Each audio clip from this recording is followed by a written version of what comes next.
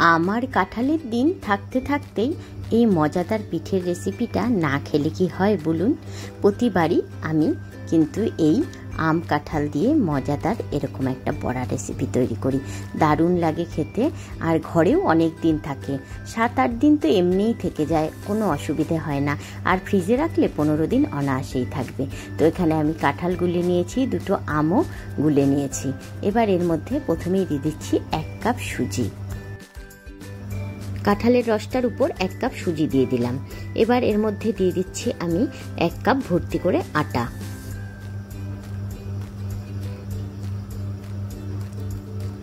আর এবার নিয়ে নিয়েছি 1/2 কাপ মতন ময়দা।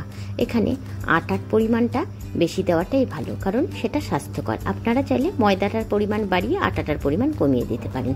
এবার দিয়ে দিচ্ছি পরিমাণ মতন চিনি। আপনারা মিষ্টিটা যে যেমন পছন্দ করেন তেমনই দেবেন। এখানে কাঁঠালেরও মিষ্টি আছে, তবুও মিষ্টি মিষ্টি এই বড়াটা বেশি ভালো লাগে। এবার এই কাঁঠালের রসের সাথে সব কিছুকে সুন্দর করে মিশিয়ে নিচ্ছি। বেশ কিছুক্ষণ মেশাতে হবে। এখানে এই কাজটা আমি হাত দিয়েই করছি, কারণ হাতের থেকে ভালো কিছু হয় না। আপনারা চাইলে এটাকে চামচ দিয়ে বা অন্য কিছুর সাহায্যেও মিক্স করতে পারেন, তবে হাত দিয়ে করাটাই সব থেকে বেশি ভালো, কারণ তাতে দলা পাকিয়ে যাওয়ার ভয় নেই। খুব আস্তে আস্তে রসের সাথে সব কিছুকে সুন্দরভাবে মিশিয়ে নেব। বিশ্বাস করুন, আমার ঘরে যতই ভেজে রাখি না কেন, কয়েকদিনের মধ্যেই যেন সব ফুরিয়ে যায়। টুকটুক করে সবার হাতে হাতে কখন যে সব শেষ হয়ে যায় বোঝাই যায় না। খেতে কিন্তু বেশ লাগে। যখন তখন ঘুরে ঘুরে 2-4টে করে হাতে নিয়ে খুব সুন্দর খাওয়া যায়।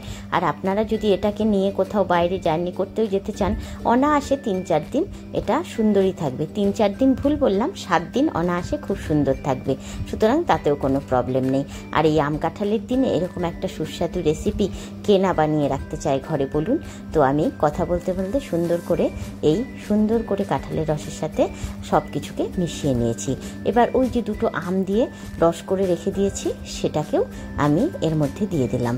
দিয়ে এবার আমের রসটাকেও এর সাথে ভালো করে মিশিয়ে নেব। এই বড়াটার প্রতিটা বাইটেই খুব সুন্দর আম আর কাঁঠালের একটা ফ্লেভার পাওয়া যায়, যা খেতে অসাধারণ লাগে। কার কি পছন্দ জানি না, কিন্তু যারা মিষ্টি খেতে ভালোবাসে তাদের অবশ্যই পছন্দ হবে। আপনারা ঘরে অবশ্যই এভাবে আম কাঁঠালের দিনে বানিয়ে রেখে দেখুন, বাড়ির সবার ভীষণ পছন্দের হবে। তো যাই হোক, খুব সুন্দর করে আমার মেশানো হয়ে গেছে। এবার ঢাকা দিয়ে 1/2 ঘন্টা এটাকে রেখে দেবো, কারণ সুজিটাকে খুব সুন্দরভাবে ফুলে নিতে দেবো।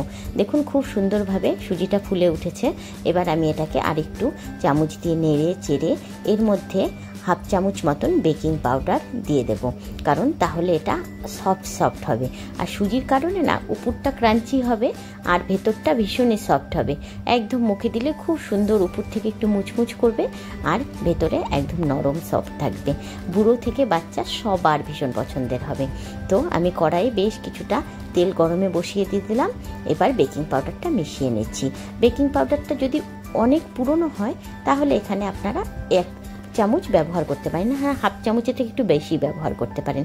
আমার বেকিং পাউডারটাও অনেক দিনেরই হয়ে গেছিলো, তাই আমি 1/2 চামচের থেকে একটু বেশিই নিয়েছি। তো এবার তেলটা গরম হয়ে যাওয়ার পর এভাবে হাত দিয়ে আস্তে আস্তে আমি বড়াগুলোকে ছেড়ে দেবো। তো বন্ধুরা, আমার এই রেসিপিটি আপনারা কে কোথা থেকে দেখছেন অবশ্যই কমেন্ট বক্সে আমাকে জানাবেন। আপনাদের কমেন্ট পড়তে আমার অনেক বেশি ভালো লাগে। আর এই বড়াটা আপনারা অবশ্যই বানিয়ে বাড়ির সবাইকে খাওয়াবেন, দেখবেন বাড়ির সবার ভীষণ ভালো লাগবে। আর ভালো লাগলো কিনা সেটাও কিন্তু আমাকে কমেন্ট বক্সে জানাবেন। আর আমার রেসিপিটি ভালো লাগলে অবশ্যই একটা লাইক করে দেবেন। আমার চ্যানেলে নতুন হয়ে থাকলে অবশ্যই আমার চ্যানেলটিকে সাবস্ক্রাইব করে দেবেন।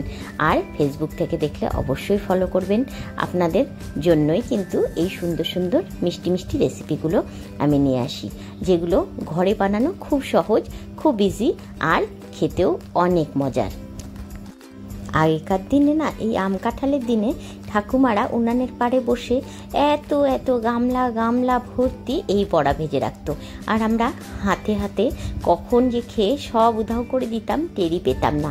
আজ ভাজতে গিয়ে বুঝতে পারছি যে অনেকটা টাইম লাগে, কিন্তু সময় সাপেক্ষ ব্যাপার, কিন্তু খেতে অনেক দিন ধরে খাওয়া যায় আর খুব মজার। তো একবার বাড়িতে অবশ্যই ট্রাই করুন। বেশ কিছুক্ষণ তেলের মধ্যে রেখে দিয়ে তারপর সাইড থেকে একটু তেল দিয়ে যখন দেখবেন বড়াগুলো আলতোভাবে ছেড়ে আসছে তখনই উল্টোবার চেষ্টা করবেন। প্রথম দিকে কিন্তু উল্টোতে যাবেন না, তাহলে বড়াগুলো ঘেটে ঘ হয়ে যাবে। গ্যাসে দেবার সাথে সাথেই কিছুক্ষণ বাদে এত টোপ টোপে ফুলে ওঠে না, দেখেই বেশ আনন্দ লাগে।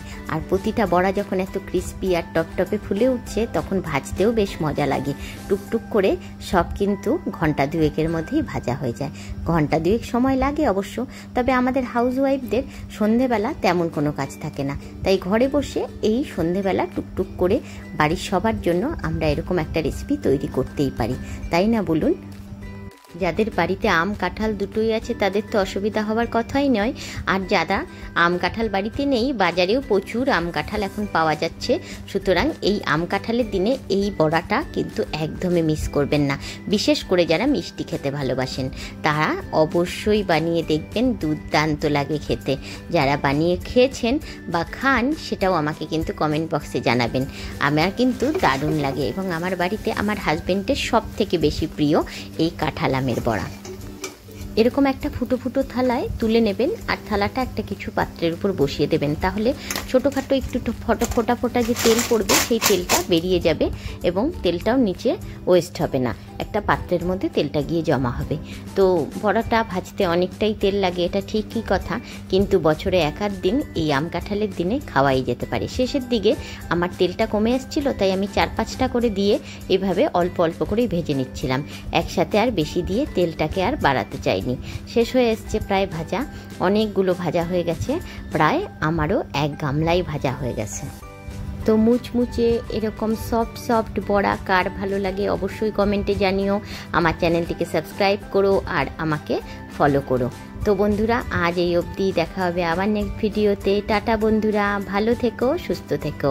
আর এরকম বড়া আম কাঁঠালের দিনে কিন্তু অবশ্যই বানিয়ে খেও। টাটা।